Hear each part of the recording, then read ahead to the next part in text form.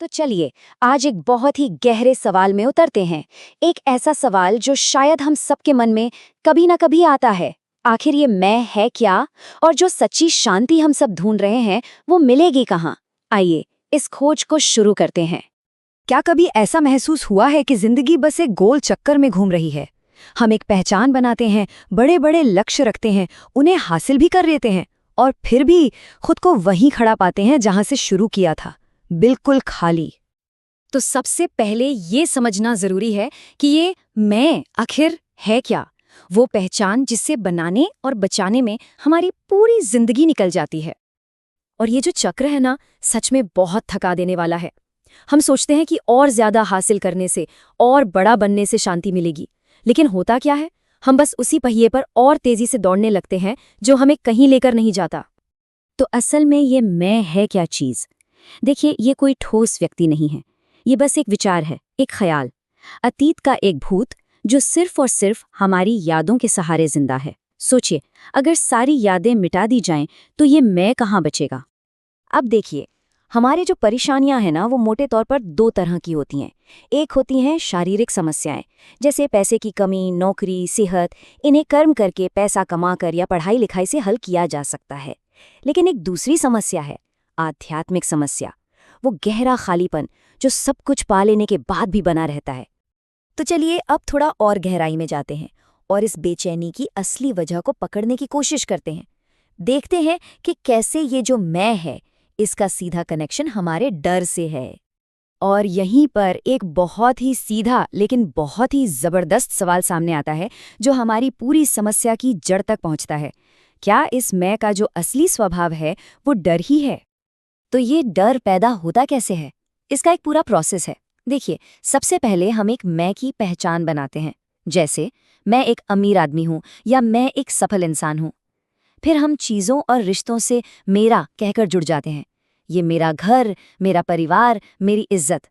और बस जिस पल हमने मेरा कहा, उसी पल उसे खोने का डर पैदा हो गया।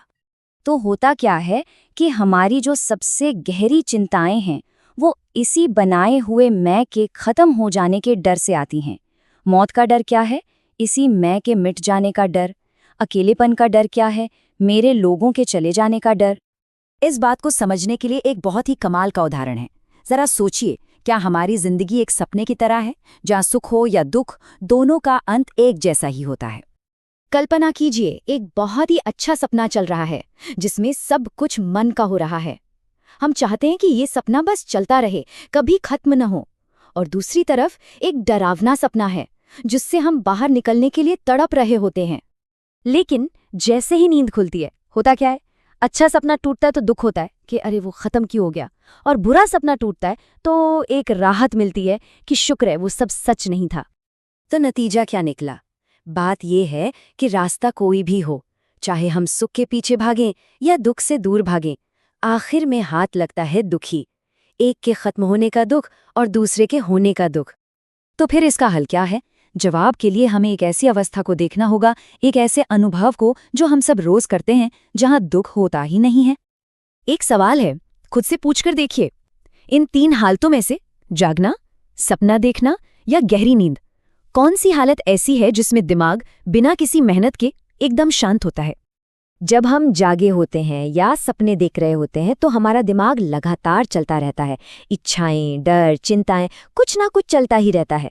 पर गहरी नींद में, गहरी बिना सपने वाली नींद में, दिमाग बिल्कुल शांत होता है। मैं होता ही नहीं, वो गायब हो जाता है। और यही इसकी सबसे खास बात है। गहरी नींद में हमारी कोई पहचान नहीं होती।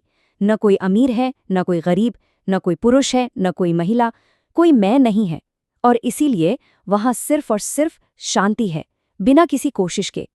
ठीक है, तो अब आते हैं मैं सबसे दिलचस्प हिस्से पर। इसका समाधान क्या है?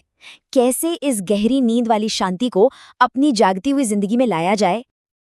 ये सुनने में थोड़ा अजीब लग सकता है, लेकिन सोचिए, क्या ऐसा हो सकता है कि कोई एक ही वक्त पर पूरी तरह जगा भी हो और साथ ही साथ सोया भी हो?